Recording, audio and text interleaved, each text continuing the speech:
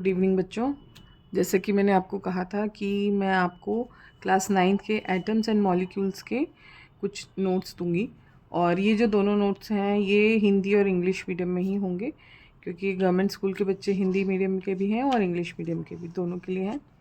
तो सबसे पहले जैसे कि हमारे चैप्टर का टॉपिक है एटम्स एंड मॉलिक्यूल्स, तो हमारे लिए ये जानना ज़रूरी है कि एटम्स क्या हैं और मॉलिक्यूल्स क्या हैं।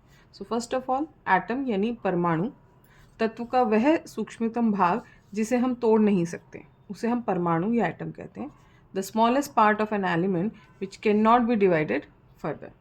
आई होप ये आपको समझ में आ गया। अब क्वेश्चन अराइज होता है कि एलिमेंट क्या है। ये एलिमेंट हमारे लिए नया वर्ड है। सो एलिमेंट को हम हिंदी में तत्व कहते हैं। The purest form of the matter is called element, यानी पदार्थ के शुद्धतम रूप को तत्व कहते हैं। अब नेक्स्ट है अणु यानी मॉलिक्यूल।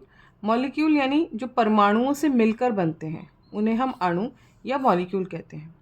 अब यहाँ पर एटम्स टुगेदर मेक्स मॉलिक्यूल। तो मॉलिक्यूल्स के भी हमने दो टाइप्स देखे हैं, होमो एटॉमिक है और हेट्रो एटॉमिक है।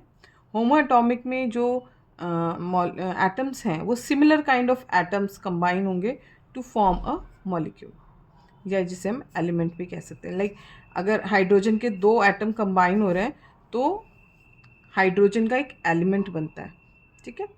और इसी तरह से कंपाउंड या यौगिक तब बनते हैं जब डिफरेंट एटम्स या दो अलग तरह के परमाणु आपस में एक निश्चित अनुपात में यानी एक फिक्स रेशो में मिलते हैं, तब एक यौगिक बनता है या कंपाउंड बनता है। अब इसको आगे समझते हैं हम लॉज ऑफ केमिकल कॉम्बिनेशन से, यानी रासायनिक संयोजन के नियम। अब ये रासायनिक संयोजन के नियम हमारे पास दो तरह के हैं। पहला है द्रव्यमान संरक्षण नियम, यानी law of conservation of mass. जैसे नाम से ही पता चल रहा है, द्रव्यमान संरक्षण यानी कंजर्वेशन ऑफ मास, कि मास को आप ना ही तो क्रिएट कर सकते हो ना ही destroy, it will remain same. यानी किसी भी रासायनिक अभिक्रिया के दौरान पदार्थों के द्रव्यमान का जोड़ उस अभिक्रिया के उत्पादों के द्रव्यमान के जोड़ के बराबर होगा।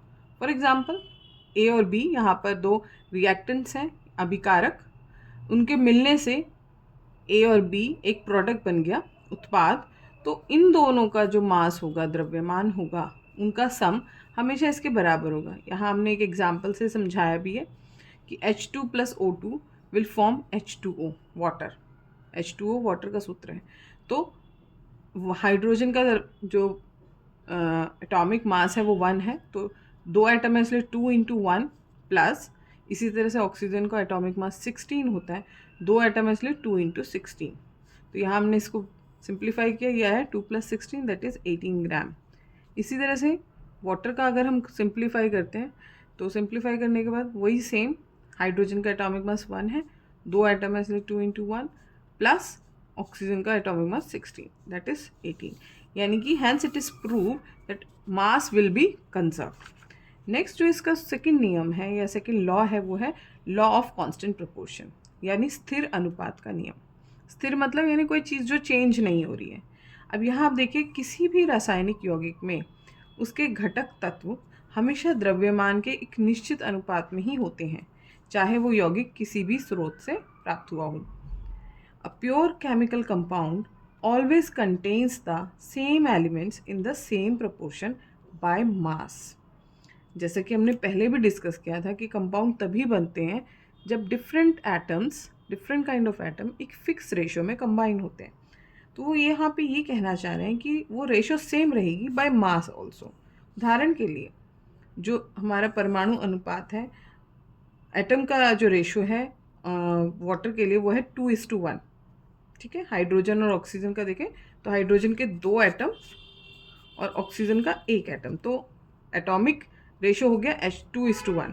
वहीं पर अगर हम उसकी मास रेशो निकालें तो वो होगी 1:8।